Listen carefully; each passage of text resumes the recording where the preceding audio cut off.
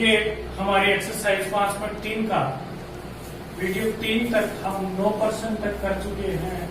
अब इसका 10वां प्रश्न है कि एक टेलीविजन सेटों के निर्माता तीसरे वर्ष 600 टीवी तथा 7वें वर्ष में 700 टीवी सेटों का उत्पादन करता है, यह मानते हुए कि प्रत्येक वर्ष उत्पादन में एक रूप से एक निश्चित संख्या में वृद्धि होती है।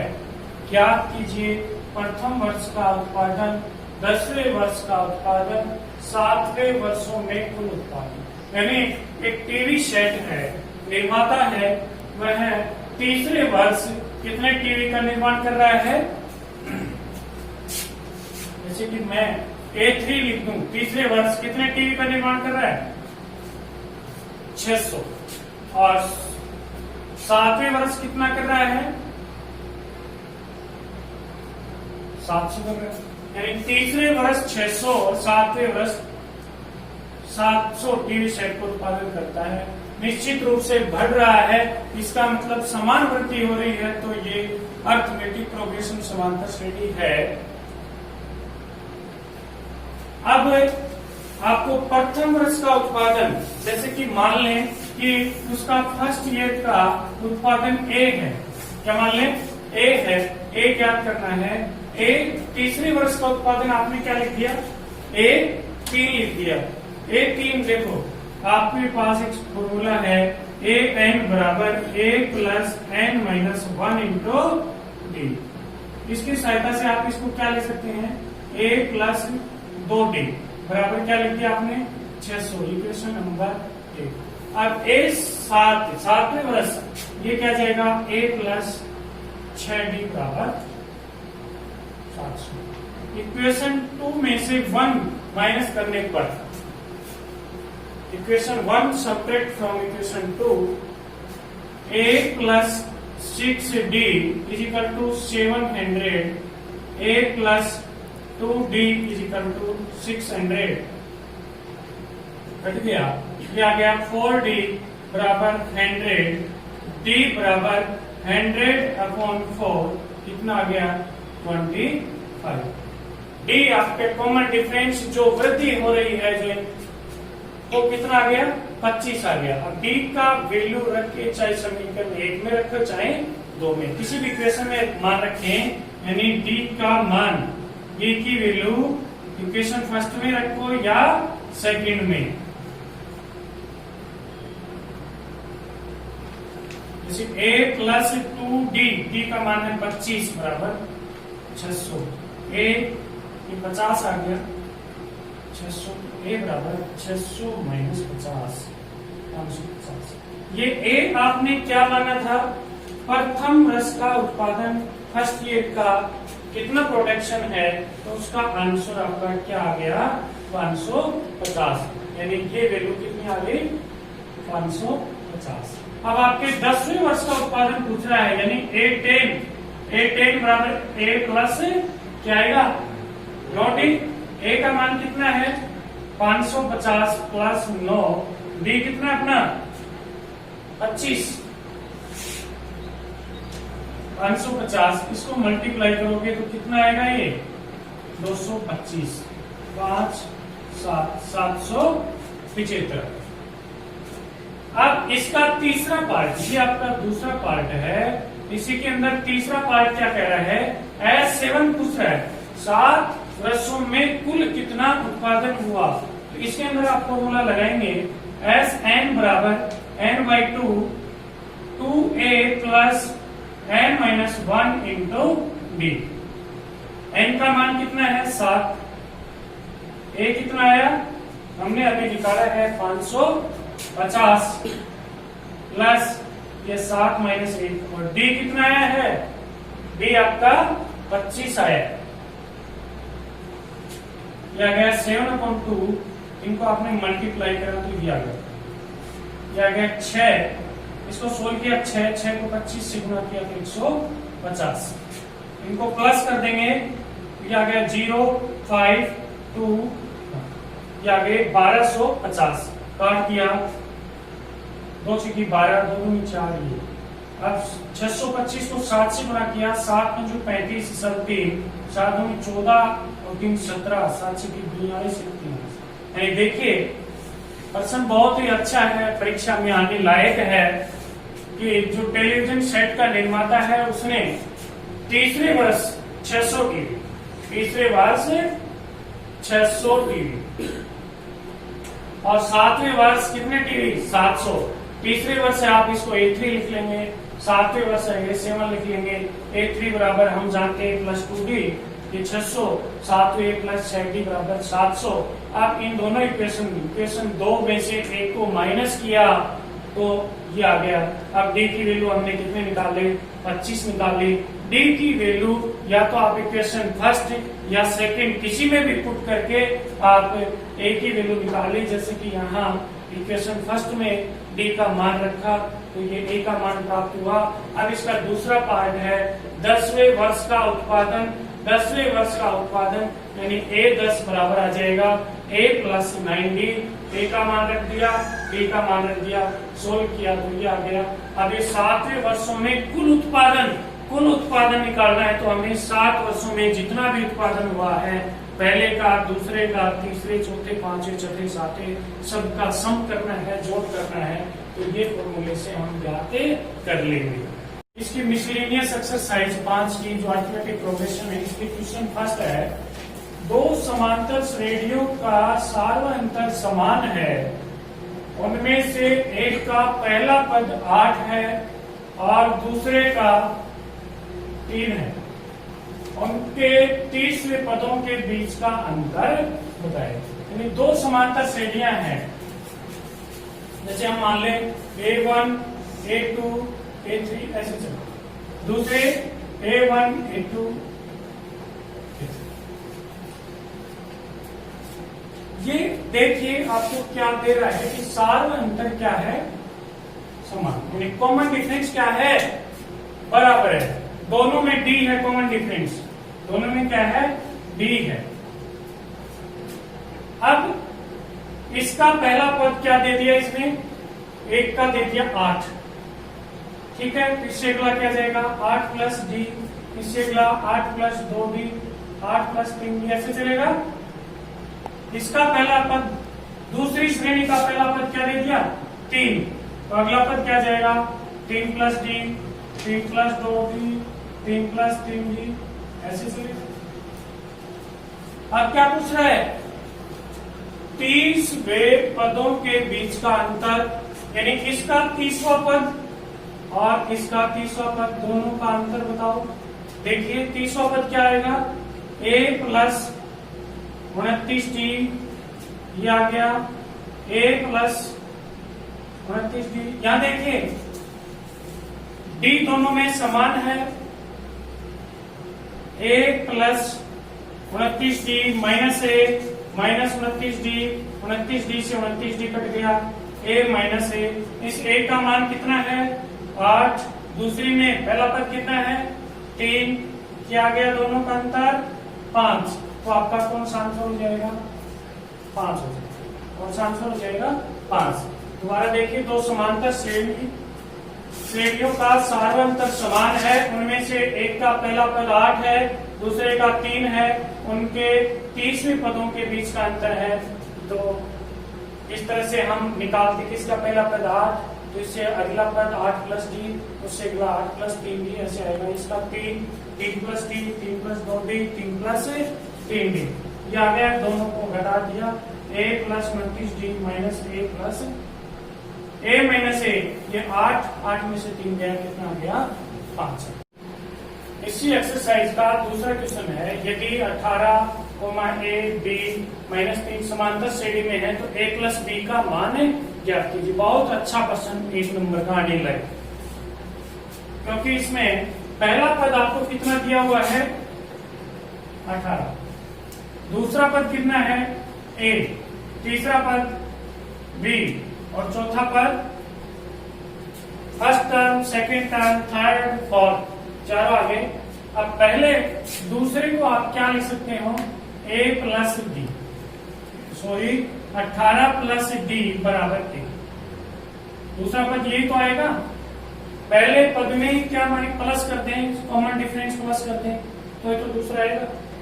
और इसका मान कितना दिया हुआ है आपके पास, ये दिया हुआ है। तीसरे पद, तीसरा क्या होता है, a प्लस ए की जगह क्या जाएगा 18 प्लस 2b बराबर b।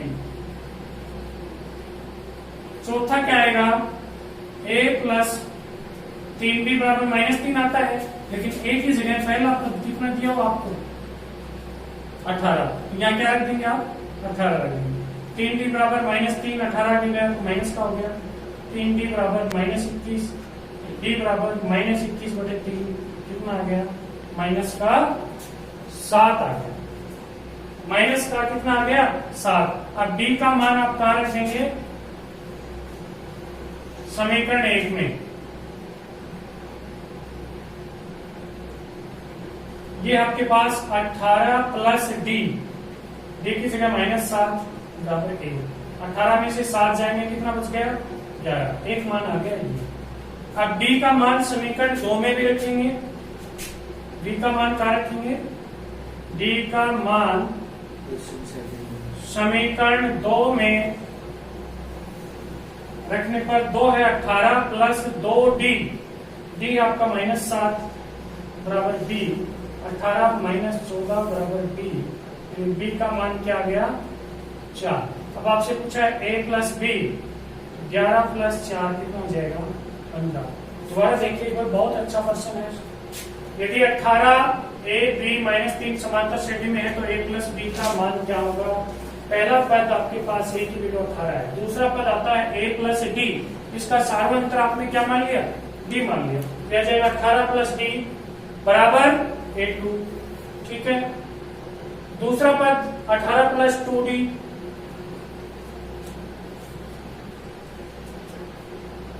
ये तीसरा पद है 18 प्लस 2d, चौथा पद 18 plus 3d।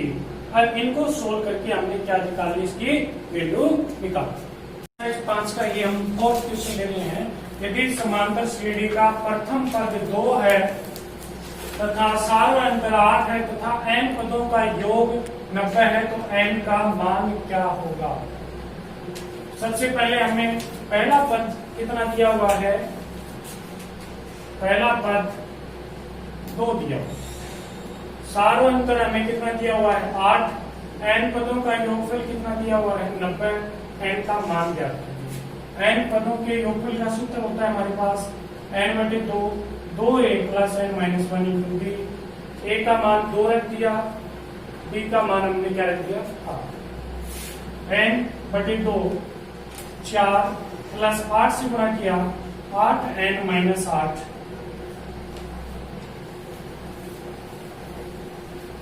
8n minus 8 plus 4, 1 plus 1 minus का घटेंगे, 8 में से 4 में तो 4 बचे माइनस की, क्योंकि बड़ी माइनस की है। अब हम 8n माइनस 4, ये 2 आगे गुणा कर दिया, इधर बाद में था तो आगे गुणा कर दिया, n से गुणा किया 8n स्क्वायर माइनस 4n बराबर 180। यह आ जाएगा 8n square minus 4n minus 180 बराबर 0। देखिए 4 का भाग पूरे में जा रहा है, इसमें भी 4 का भाग लगा दो, इसमें भी 4 का भाग लगा दो, और इसमें भी 4 का भाग लगा दो, कितना आ गया 2n स्क्वायर, 4 से 4 कट गया, माइनस n 416। तो अब हम 2 को और 45 को क्या करेंगे गुना, 90 है, लेकिन 45 माइनस का तो माइनस के 90 है। ऐसी संख्याएं बतानी है जिनको गुना करें तो 90 और घटाएं तो 1 आ जाए, माइनस है ना 1 आ जाए, तो संख्या कितनी आएगी 10 और 9, 10 और 9 गुना करेंगे तो 90 और घटाएंगे तो 1। 2n square minus 10n plus 9। ये मैंने क्यों लिखा, इसको देखते हुए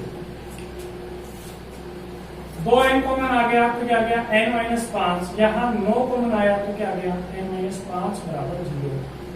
n माइनस 5, 2n प्लस 9 बराबर 0, n माइनस 5 बराबर 0, तो n का मान कितना आ गया 5। ये आया 2n प्लस 9 बराबर 0, तो 2n बराबर -9, n बराबर -9। n का मान कभी भी माइनस में नहीं आता है, नंबर ऑफ टर्म्स या पदों की संख्या नहीं आता है। ये आपका आंसर कितना आएगा -5। ठीक है। क्वेश्चन है 5वां, यदि एक समांतर श्रेणी में n पदों का योगफल 3n स्क्वायर 5n है, तो 164 इसका कौन सा पद है? यानी इस अरिथमेटिक प्रोग्रेशन में sum of n term is 3n square plus 5n, then which term is 164। यानी आपको कौन सी टर्म है, कौन सा पद है, वो आपको निकालना है। लेकिन आपको योगफल दिया हुआ है,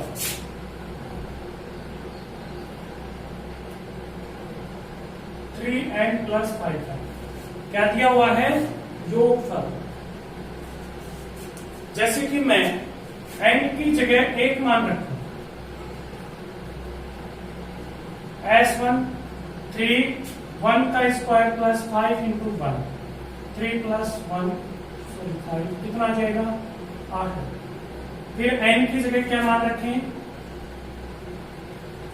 2 मान रखें, S2 3 2 का स्क्वायर प्लस 5 2। n की जगह क्या रख दिया हमने?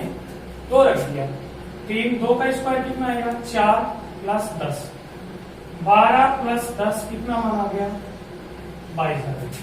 अब हम n इजिकल टू कितना मान रखेंगे? 3 मान रखेंगे। S3 निकालेंगे, 3 इंटू 3 का स्क्वायर प्लस 5 इंटू 3, 3 का स्क्वायर 9, 15, 27 और 15 कितने होंगे? 3। इस तरह से जब हमें देखें, जब हमारे पास अरिथमेटिक प्रोग्रेशन इस रूप में है, ठीक है, जब पहले पद का योग, फर्स्ट टर्म का योग कितना खुद का खुद ही आता है। 2 पदों का योग, इन दोनों को जोड़ दूं तो 2 पदों का योग, इन तीनों को जोड़ दूं तो इन तीनों का योग, इन 4 को जोड़ दूं तो 4 का योग। ऐसे तो आया। यानी पहला पद और पहले पद के जोड़ के बराबर है। यानी जो आपका ये रखा S1, ये मान किसका आ गया? प्रथम पद का मान आ गया। बात आई समझ में? एक ही पद आपके पास, एक पद का योग पूछे तो खुद ही आ जाएगा। लेकिन 2 पदों का योग पूछे, देखो पहले पद और दूसरे, मैं S2 में से S1 माइनस कर रहा हूं। ये S2 क्या है भाई? A1 plus A2। 2 पदों को जोड़ा, पहले पद को दूसरे पद को जोड़ा, तभी तो S2 आया। अब इसमें से ये आया A1 प्लस A2, इसमें पहला पद मैं माइनस कर रहा हूं, तो क्या आ गया? A2। यानी आपको A2 निकालना है। क्या निकालना है? A2 बराबर क्या जाएगा? S2 minus S1। S2 कितना है? 2 पदों का योग कितना आपके पास? 22, और एक पद का योग कितना आ गया? 14। अब मैं A3 निकालना चाहूं तो क्या आएगा? S3 minus S2। 3 पदों का जोड़, देखो 3 पदों का जोड़ मैं लिखना चाहूं, पहला पद प्लस दूसरा पद प्लस तीसरा पद माइनस 2 पदों का जोड़। ये ऐसे तो लिख सकते हैं, 3 पदों का जोड़, पहला पद दूसरा पद तीसरा पद, 2 पदों का जोड़, पहला पद दूसरा पद, इनको घटाएंगे तो तीसरा। इसका मतलब S3 में से आप क्या घटा सकते हैं? S2। S3 कितना आपके पास? 42, और S2 कितना है? 22। क्या आ गया आपके पास? 20 आ गया। अब हम इधर देखिए, आपके पास AP ऐसे बनती है। पहला पद कितना आया? A1 8, A1 कितना आया? 8। दूसरा पद A2 कितना आया? 14। कितना आया? 14। तीसरा कितना आया? 20। ये एक अरिथमेटिक प्रोग्रेशन बनेगी, समांतर श्रेणी बनेगी। इसके अंदर अब हम करें, A का मान कितना आया? 8। D कितना आया आपका? 14 में से क्या? 14 में से आपने क्या घटाया? 8। कितना आया? 14 में से 8 घटाया, कितना आया? 6 आया। अब आपका nवां पद कितना दिया हुआ है? 164। ये तो दिया हुआ है। nवां पद का सूत्र A plus n minus 1 into D बराबर 164, ए का मान 8 प्लस n माइनस 1, डी का मान कितना है 6, 6 से गुणा किया 6n माइनस 6 164, 8 में से 6 गए कितने बच गए 2 बच गए 164।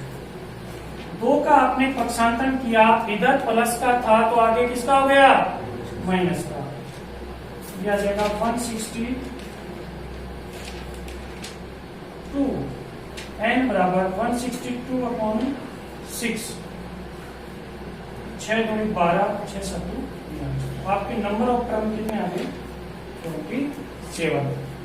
ठीक है, यानी ये भी प्रश्न बहुत अच्छा है कि n पदों का योगफल दिया हुआ है, n का मान 1 2 3 रख के हमने पहले पद का योग, दूसरे पद का योग, तीसरे पद का योग निकाल लिया, लेकिन अब जब हमें पहले पद का योग यानी पहली पद के बराबर दूसरे पद का योग में से पहले पद का योग माइनस करेंगे तो दूसरा पद आएगा, तीसरे में से दूसरा करेंगे तो तीसरा पद आएगा। कैसे आएगा, जैसे 2 पदों का योग पहला पद प्लस दूसरा पद माइनस, ये इस तरह से हमने निकाल लेंगे।